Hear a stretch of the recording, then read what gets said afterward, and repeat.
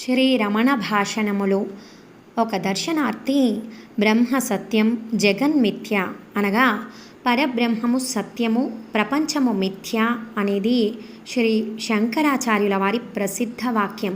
అయితే వేరే కొందరు ఈ ప్రపంచం సత్యం అని కూడా అంటారు.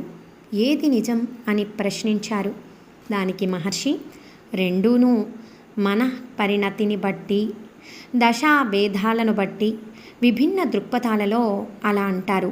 సత్యము అంటే సదా ఉండేది అనే నిర్వచనంతో సాధకుడు ప్రారంభిస్తాడు. తర్వాత అతడు ప్రపంచం మారుతూ ఉంటుంది కాబట్టి దాన్ని అసత్యమని నిరాకరిస్తాడు. ప్రపంచం నిజం కావడానికి వీల్లేదు. నేతి నేతి నా ఇతి నా ఇతి అంటే ఇది కాదు ఇది కాదు అని అతడు తర్కించుకుంటాడు. సాధకుడు చివరకు ఆత్మను చేరి అక్కడ ఏకత్వాన్ని ప్రబలమైన లక్షణంగా దర్శిస్తాడు. ఆ పిమ్మట మొదట అసత్యమని నిరాకరించినది ఆ ఏకత్వంలోని అంశమే అని గుర్తిస్తాడు.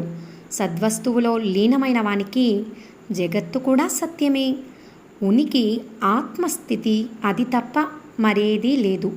కొందరు వేదాంతులు సత్యానికి వేరే అర్థం చెప్పి ఆ పదాన్ని వస్తు విషయాలకు అన్వయిస్తారు.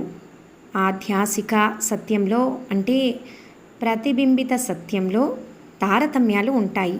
ఒకటి వ్యావహారిక సత్యం అనగా దైనందిన జీవితం. ఈ కుర్చీ నాకు కనబడుతోంది కనుక సత్యం. 2 ప్రాతిభాసిక సత్యం అనగా భ్రాంతి, రజ్జు సర్ప భ్రాంతి.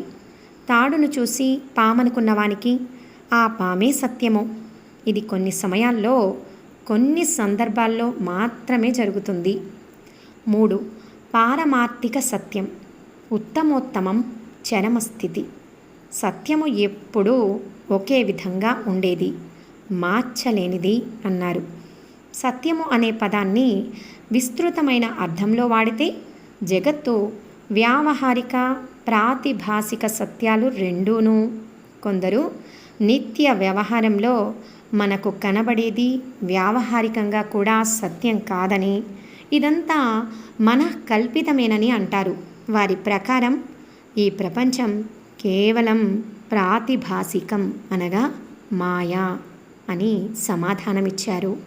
ఓం నమో భగవతే శ్రీరమణాయ.